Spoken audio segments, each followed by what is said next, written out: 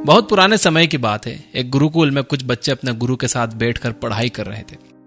गुरु अपने सभी बच्चों को अच्छे से समझा और पढ़ा रहे थे, लेकिन बहुत समझाने के बावजूद भी एक बच्चे को चीजें समझ में नहीं आ रही थी। गुरु ने उस बच्चे से गुस्से में अपनी हथेली दिखाने के लिए कहा। बच्चे का हाथ देखकर गुरु ने उस बच्चे को पढ़ाई छोड़कर घर जाने के लिए कहा, क्योंकि उस बच्चे के हाथ में पढ़ाई की रेखा नहीं थी। तभी उस बच्चे ने एक छोटा चाकू निकालकर अपने हाथ पर गहरा निशान बना दिया और कहा कि अब तो मेरे हाथ पर पढ़ाई की रेखा है गुरुजी, तो क्या मैं अब पढ़ सकता हूं? गुरु ने बच्चे के इस करेज को देखकर कहा, तुम्हें कोई भी चीज पढ़ने से नहीं रोक सकती। ये बच्चा और कोई नहीं था बल्कि फेमस लेखक महर्षि पनिनी थे, जिन्होंने संस्कृत व्याकरण की बहुत सी किताबें लिखी। तो दोस्तों, आप लोगों को भी अपनी जिंदगी में अपने सपनों के लिए इस बच्चे की तरह ही निडर और अपने इरादों को पक्का रखना होगा, चाहे फिर दुनिया आपसे कुछ भी क्यों ना कहे। अगली कहानी। एक गुरुकुल में रोज मेडिटेशन करने का नियम था। मेडिटेशन करने के बाद अपनी प्रोग्रेस अपने गुरु को बतानी होती थी। एक नए लड़के को मेडिटेशन करने में बहुत परेशानी हो रही थी। वो मेडिटेशन के दौरान फोकस ही नहीं कर पा रहा था, जिसकी वजह से वो बहुत गुस्से में था। उसके गुरु ने उससे पूछा, तुम्हें एग्जैक्टली किस चीज पर गुस्सा आ रहा है? उस लड़के ने कहा, जब भी मैं मेडिटेशन करता हूं कभी कोई बातें करता हुआ आ जाता है, कभी बिल्ली या दूसरा जानवर आ जाता है। गुरु ने लड़के से कहा कि तुम्हारे आसपास की हर चीज पर तुम्हें गुस्सा आ रहा है, जबकि मेडिटेशन करने का असल मकसद ही गुस्से को अवॉइड करना होता है। तुम्हें कोई तरीका ढूंढना होगा जिससे तुम अपने आसपास के लोगों, जानवरों और चीजों से डिस्टर्ब हुए बिना मेडिटेट कर पाओ। तो फिर लड़का गुरुकुल से बाहर एक पीसफुल जगह ढूंढने निकल पड़ा। उसे एक बहुत शांत एक नदी का किनारा दिखा। उसने वहीं पर अपनी चादर बिछाकर मेडिटेशन करना शुरू किया। जैसे ही उसने आंख बंद की तो उसे हवा चलने की आवाज आई, तो वो उस पर गुस्सा हो गया। फिर पेड़ के पत्तों की आवाज आई तो उसे उस पर गुस्सा आ गया। कभी पक्षियों की आवाज आई तो उसे उस पर गुस्सा आने लगा। उसने सोचा कि नदी के किनारे पर बहुत डिस्टर्बेंस है, क्यों ना नदी के बीचों बीच जाकर मेडिटेट किया जाए। वो एक नाव में बैठकर नदी के बीचों बीच गया और वहां मेडिटेशन करना उसने शुरू किया। नदी में मेडिटेशन करते वक्त उस लड़के को अच्छा महसूस हो रहा था। फिर वो रोज नाव में बैठकर नदी के बीच में जाकर मेडिटेशन करने लगा। अब वो खुश था कि उसे कोई डिस्टर्ब नहीं कर रहा है और वो मेडिटेट कर पा रहा है। एक दिन नदी में मेडिटेशन करते वक्त उसे पानी के छपछपाने की आवाज आई। उसने आंखें खोली तो देखा कि एक बड़ी सी नाव उसकी तरफ आ रही थी। वो बहुत गुस्सा हो गया। वो गुस्से में चिल्लाने लगा, अपनी नाव को यहां मत लाओ, उसे मोड़ लो। लेकिन उस नाव ने इस लड़के की नाव को टक्कर मार दी। लड़का बहुत गुस्से में था, लेकिन जब उसने उस बड़ी नाव में देखा तो उसमें कोई भी नहीं था। वो नाव तेज हवा और पानी के बहाव से वहां आ गई थी। तब उस लड़के को अपने गुरु का सवाल फिर से याद आया कि तुम्हें एग्जैक्टली किस पर गुस्सा आता है। लड़का समझ गया कि असल में गुस्सा उसे दूसरे लोगों की वजह से या सिचुएशन की वजह से नहीं आ रहा, बल्कि खुद अपने रिएक्शन पर आ रहा था। इसके बाद से लड़के ने फिर से गुरुकुल के अंदर मेडिटेशन करना शुरू कर दिया, जहां पर पहले ही की तरह डिस्टरबेंस था, लेकिन अब उसने उस शोर को एक खाली नाव की तरह समझना शुरू कर दिया था। इस कहानी से हमें यह सीख मिलती है कि बिना आपकी मर्जी के कोई भी चीज आपको गुस्सा नहीं दिला सकती। किसी चीज पर अगर आपको गुस्सा आता है तो आप उसे एक खाली नाव की तरह ही समझो। अगली कहानी। एक बार एक आदमी ने एक कैंप में बहुत सारे हाथियों को एक छोटी सी रस्सी से बंधा हुआ देखा। रस्सी बहुत कमजोर थी, फिर भी हाथी उसे तोड़कर भागने की कोशिश नहीं कर रहे थे। कैंप के मास्टर ने उस आदमी को बताया कि उन्होंने बचपन से हाथियों को ऐसी ही छोटी रस्सी से बांध रखा है। बचपन में हाथियों के लिए यह रस्सी तोड़ना मुश्किल था। बड़े होते होते हाथियों ने यह कबूल कर लिया कि वो ये रस्सी कभी भी नहीं तोड़ पाएंगे, इसलिए हाथियों ने यह रस्सी तोड़ने की कोशिश करना भी बंद कर दिया। इस तरह से इंसान भी अपनी जिंदगी के कुछ फेलियर्स के बाद ये यकीन कर लेते हैं कि वो कभी जीत नहीं पाएंगे, या पहले कभी उन्होंने कुछ देखा है कि किसी चीज में किसी को नुकसान हो गया है तो ये भी उसको नहीं कर पाएंगे। आपको ये बात हमेशा याद रखना चाहिए कि अगर कोई पत्थर हथौड़ों के 100वें वार से टूटता है तो इसका मतलब यह बिल्कुल नहीं हुआ कि पहला वार बेकार था। आपको अपने गोल्स और सपनों को पूरा करने के लिए लगातार कोशिशें करते रहना चाहिए। एक दिन आप इतने कैपेबल जरूर हो जाओगे कि अपना गोल हासिल कर सको। अगली कहानी। एक बार एक राजा ने अपने राज्य के एक रास्ते पर बड़ा सा पत्थर रखवा दिया और छुप कर उस रास्ते पर नजर रखने लगा। राजा देखना चाहते थे कि कौन उस पत्थर को हटाएगा। उस रास्ते से बहुत से लोग निकले, लेकिन किसी ने पत्थर नहीं हटाया, बल्कि कुछ लोगों ने रास्ता साफ ना होने की वजह से राजा को ही दोष दिया। तभी वहां एक आदमी सब्जियों का तांगा लेकर उस रास्ते पर आया। उस आदमी ने बहुत मेहनत करके उस पत्थर को हटाया, पत्थर के नीचे एक लिफाफे में सोने के सिक्के और एक कागज रखा हुआ था जिस पर लिखा था कि यह इनाम पत्थर हटाने वाले के लिए है। इस कहानी से हमें यह सीख मिलती है कि हमारे रास्ते में आने वाली रुकावट हमें और बेहतर करने और बेहतर बनने की अपॉर्चुनिटी भी देती है। यह हमारे ऊपर डिपेंड करता है कि हम कैसे उस अपॉर्चुनिटी का फायदा उठा सकते हैं। अगली कहानी। एक लड़की अंधी होने की वजह से खुद से बहुत नफरत करती थी। उसे पूरी दुनिया में सिर्फ अपने बॉयफ्रेंड से ही प्यार था। वो अक्सर अपने बॉयफ्रेंड से कहती थी कि अगर वो देख पाती तो तुरंत उससे शादी कर लेती। एक दिन उस लड़की को किसी ने आंखें डोनेट कर दी, जिसके बाद वो पूरी दुनिया को देख सकती थी। फिर उसके बॉयफ्रेंड ने उससे पूछा कि अब तुम सब कुछ देख सकती हो तो क्या अब मुझसे शादी करोगी? लड़की अपने बॉयफ्रेंड को देखकर हैरान हो गई क्योंकि उसका बॉयफ्रेंड भी अंधा था। लड़की ने उससे शादी करने से इनकार कर दिया, जिसके बाद लड़के ने दुखी मन के साथ उससे कहा, मेरी आंखों का ध्यान रखना, और वो वहां से चला गया। दोस्तों, जैसे जैसे इंसान के हालात बदलते हैं वैसे वैसे उनकी सोच भी बदल जाती है। जिन लोगों ने बुरे वक्त में उनका साथ दिया होता है, कई लोग उन्हें भूल जाते हैं, बल्कि कभी कभी तो अपनी जिंदगी दूसरों के नाम करने पर भी कोई अप्रिसिएशन नहीं मिलता है। तो जो लोग आपका हमेशा साथ देते हैं उनकी कदर करना सीखो, उन्हें अप्रिशिएट करो। हर किसी को केयर करने वाले लोग नहीं मिलते। आपके हालात जितने अच्छे और जितने बेहतर होते चले जाते हैं, आपको उतना ही ज्यादा दयालु बनना चाहिए। अगली कहानी। एक बार एक लड़की अपने फादर से कहती है कि मैं जिंदगी के स्ट्रगल से परेशान हो चुकी हूँ। एक परेशानी खत्म होती नहीं है कि दूसरी लाइन में पहले ही खड़ी होती है। फादर अपनी बेटी की बातें सुनकर उसे अपने साथ किचन में ले जाते हैं और बैठकर देखने के लिए कहते हैं। वो 3 बर्तनों में पानी उबालते हैं और एक बर्तन में आलू, दूसरे में अंडा और तीसरे में कॉफी बीन्स डाल देते हैं। 20 मिनट के बाद अंडा आलू प्लेट में और कॉफी को कप में निकालते हैं और अपनी बेटी को समझाते हैं कि ये आलू हार्ड से सॉफ्ट हो गया, अंडा नाजुक से हार्ड बन गया और कॉफी बीन्स ने एक टेस्टी ड्रिंक बना दी। लेकिन ये सब करने के लिए इन तीनों चीजों को गर्म पानी के स्ट्रगल को झेलना पड़ा, तब जाकर ये ऐसे बने हैं। इंसान की जिंदगी भी ऐसी ही होती है। स्ट्रगल इंसान को बेहतर बनाता है और इंप्रूव होने का मौका देता है। अब यह आप पर निर्भर करता है कि आप स्ट्रगल को कोसोगे या उससे कुछ सीखोगे। एक इंग्लिश की कहावत है कि there are no free lunches in this world. आपको हर एक गोल के लिए मेहनत करनी ही पड़ेगी। अगली कहानी। एक स्पीकर ने स्पीच के बीच में लोगों को 2000 रुपए का नोट दिखाते हुए पूछा कि ये किस किस को चाहिए। ऑडियंस में बैठे सभी लोगों ने हाथ ऊपर कर दिए।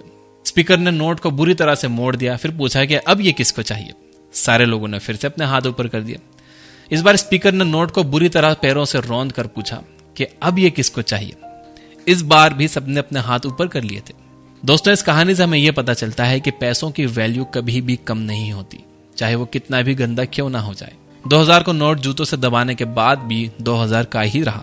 इसी तरह जिंदगी में भी हम बहुत बार गिरते हैं, लोग हमें दबाने और गंदा करने की कोशिश करते हैं, लेकिन इसके बावजूद भी आपको कभी भी अपनी वैल्यू खोने की जरूरत नहीं है। आपकी वैल्यू हमेशा वैसी ही रहती है जैसी आप बनाना चाहते हो। अगर आप खुद को वर्थलेस समझोगे तो वर्थलेस रह जाओगे। अगर आप खुद अपनी वैल्यू करोगे तो दुनिया भी आपकी वैल्यू करेगी। तो अपनी वैल्यू करना सीखो। अगली कहानी। एक बार एक आदमी कुकून में से बटरफ्लाई को निकलते हुए देख रहा था। बटरफ्लाई कुकून से निकलने की बहुत कोशिश कर रही थी, लेकिन निकल नहीं पा रही थी। बहुत देर बाद उस आदमी ने कुकून को कैंची से काट दिया ताकि बटरफ्लाई आसानी से बाहर निकल सके। बटरफ्लाई बाहर तो निकल गई थी, लेकिन उसकी बॉडी सूजी हुई थी और पंख भी सिकड़े हुए थे। आदमी ने बटरफ्लाई की मदद करने के लिए कुकून को काटा था, लेकिन ऐसा करना बटरफ्लाई के लिए नुकसानदायक साबित हुआ। कुकून से निकलने के लिए जितना ज्यादा बटरफ्लाई स्ट्रगल करती, उसकी बॉडी उतनी अच्छी होती और पंख भी उतने ही ज्यादा बड़े होते। ठीक ऐसे ही इंसान की जिंदगी होती है। आप जितना स्ट्रगल करते हो उतना ही ज्यादा कामयाब बनते चले जाते हो। अगर आप ये सोचोगे कि आपको बिना मेहनत के, बिना प्रोसेस के थ्रू जाए सब कुछ मिल जाए, तो आप उस कामयाबी को संभाल नहीं पाओगे। जैसे कि एक चिड़ियाघर का शेर जिसे खाना आसानी से मिल जाता है, अगर आप उसे अब जंगल में छोड़ दोगे तो उसे दूसरे जानवर मार देंगे, क्योंकि उसने कभी लड़ना सीखा ही नहीं, वो प्रोसेस के थ्रू गया ही नहीं, उसे सब कुछ आसानी से मिल गया। अगली कहानी। एक लड़का को बहुत ज्यादा गुस्सा आता था, इसलिए उसके फादर ने उससे हर बार गुस्सा आने पर एक लकड़ी की दीवार पर एक कील गाड़ने के लिए कहा। शुरुआत में लड़के ने बहुत सारी कीलें गाड़ी। धीरे धीरे लड़के का गुस्सा कम होता गया और उसने कीलें गाड़ना कम कर दी, जिसके बाद उसके फादर ने कहा कि अब वो इन कीलों को वापस निकाले। उन कीलों को निकालने के बाद उस बच्चे के फादर ने बच्चे को दीवार दिखाते हुए समझाया कि बेटा, गुस्से में कही जाने वाली बातें इन कीलों के छेद की तरह होती हैं, जो लोगों के दिलों पर पड़ जाते हैं, जिन्हें आप कभी भी भर नहीं सकते। इसलिए कभी भी गुस्से को अपने ऊपर हावी मत होने देना। गुस्से में कही गई बातों को आप कभी भी वापस नहीं ले सकते। ये बातें इंसान के दिल पर लग चुकी होती हैं, इसलिए अपने गुस्से को कंट्रोल करना सीखो। अगली कहानी। 4 दोस्त थे जो एक साथ पढ़ते थे। एक रात पार्टी करने के बाद वो अगले दिन स्कूल में गंदे कपड़े पहनकर जाते हैं और अपने टीचर को बताते हैं कि वो कल रात किसी शादी में गए थे जहां से वापस आते वक्त उनकी गाड़ी का टायर पंक्चर हो गया था और वो पूरे रास्ते अपनी गाड़ी को धक्का मारकर वापस घर आए हैं, इसलिए वो टेस्ट का कुछ पढ़ नहीं पाए। टीचर ने बच्चों की बातों को सुना और उन्हें 2 दिन बाद टेस्ट देने के लिए बुलाया। टेस्ट वाले टीचर ने चारों बच्चों को अलग अलग रूम में बिठाया। फिर भी चारों बहुत कॉन्फिडेंट थे क्योंकि इस बार उन्होंने बहुत पढ़ाई करी थी। लेकिन क्वेश्चन पेपर देखकर चारों बच्चों के होश उड़ गए क्योंकि पेपर में सिर्फ एक ही सवाल था, गाड़ी का कौन सा टायर पंचर हुआ था। इस कहानी से आपको 2 सीख मिलती है। पहली, बिना प्रॉपर प्लानिंग के कोई भी काम पूरी तरह से कामयाब नहीं होता। दूसरी, झूठ बोलने से कभी किसी का भला नहीं हुआ है। अगर स्टूडेंट सच बता देते तो उन्हें यह सिचुएशन फेस ही नहीं करनी पड़ती। अगली कहानी। एक आदमी को अपने इंटेलिजेंस पर बहुत घमंड था। एक दिन वो भगवान से बात करने के लिए एक पहाड़ की चोटी पर चढ़ गया। वहां पर चढ़कर उसने भगवान से पूछा, आपके लिए करोड़ों साल कितने सालों के बराबर होंगे? भगवान ने जवाब दिया, 1 मिनट। इसके बाद उस आदमी ने भगवान से पूछा, आपके लिए करोड़ों रुपए कितने पैसों के बराबर होंगे? भगवान ने जवाब दिया, 1 रुपए के बराबर। जिसके बाद उस आदमी ने बड़ी चालाकी से भगवान से कहा, क्या आप मुझे 1 रुपया दे सकते हो? भगवान ने कहा, बिल्कुल, 1 मिनट रुको। इस कहानी से आपको समझ आएगा कि कभी भी किसी को खुद से कम समझदार नहीं समझना चाहिए, स्पेशली उससे जिसने आपको आज इस लायक बनाया कि आज आप अपने इंटेलिजेंस का दावा कर रहे हो। अगली कहानी। एक गांव में लोग अक्सर अपनी परेशानियों का दुखड़ा एक बूढ़े आदमी को रोज आकर सुनाते थे। एक दिन बूढ़े आदमी ने उन सबको बुलाया और उन्हें एक जोक सुनाया। सभी गांव वाले जोक सुनकर हंसने लगे। बूढ़े आदमी ने फिर से वही जोक सबको सुनाया। इस बार सिर्फ कुछ ही लोग उस जोक पर हंसे। बूढ़े आदमी ने फिर से वही जोक सुनाया, लेकिन इस बार कोई भी उस जोक पर नहीं हंसा। गांव वालों ने कहा कि एक ही जोक पर हम बार बार कैसे हंस सकते हैं? बूढ़े आदमी ने इसके जवाब में गांव वालों से कहा, आप लोग ठीक कह रहे हो, लेकिन फिर एक ही परेशानी का दुखड़ा रोज रोज कैसे रो सकते हैं? परेशानियां सबकी लाइफ में होती हैं, लेकिन इसका मतलब ये नहीं है कि आप उन परेशानियों का बहाना लेकर बैठ जाओ और उनका कोई सॉल्यूशन ही ना ढूंढो और जो मिले उससे बस हमेशा वही परेशानियों का दुखड़ा रोते रहो। अगली कहानी। एक बार एक जंगल में हाथी अपने झुंड की तरफ जा रहा था। तभी उसे रास्ते में एक सुअर कीचड़ से लथपथ मिला। हाथी सुअर को देखकर पीछे हट गया ताकि सुअर पहले निकल सके। सुअर ने अपने दोस्तों को जाकर कहा, मैं इतना ताकतवर हूं कि एक हाथी भी मुझे देखकर पीछे हट गया। यह बात सुनकर जंगल के सारे जानवरों ने हाथी से पूछा, क्या यह बात सच है कि तुम उस सुअर से डर गए थे? हाथी ने सबको बताया, मैं उस सुअर को अपनी एक टांग से ही मार सकता था, लेकिन वो सुअर पूरी तरह से कीचड़ में लथपथ था। अगर मैं उसे मारता तो मेरी टांग गंदी हो जाती, इसलिए खुद को गंदगी से बचाने के लिए मैं पीछे हटा था। इसी तरह आपको भी कभी कभी खुद को गलत चीजों से, गलत लोगों से बचाने के लिए पीछे हटना पड़ता है। अगली कहानी। गर्मी के मौसम में एक शेर अपनी गुफा से शिकार करने के लिए निकला। बहुत देर बाद उसने एक खरगोश को पकड़ा। तभी शेर के सामने एक हिरन भी आ गया। शेर ने सोचा, इस खरगोश से तो मेरा पेट वैसे भी नहीं भरेगा, तो इसे छोड़कर मैं हिरन को पकड़ लेता हूं। शेर खरगोश को छोड़कर हिरन के पीछे भागा। बहुत कोशिशों के बाद भी शेर हिरन को नहीं पकड़ पाया और हिरन भागते भागते जंगल में कहीं गायब हो गया। शेर के लालच की वजह से उसे ना खरगोश मिला और ना ही हिरन। इसी तरह से हमें भी जिंदगी में बहुत से मौके मिलते हैं, लेकिन हम हमेशा उससे बेहतर की तलाश या लालच में उस मौके को भी गवा देते हैं। हमें हर मौके को बेहतरीन समझना चाहिए और उसका फायदा उठाना चाहिए। अगली कहानी। एक बार 2 दोस्त राम और श्याम रेगिस्तान में चल रहे थे।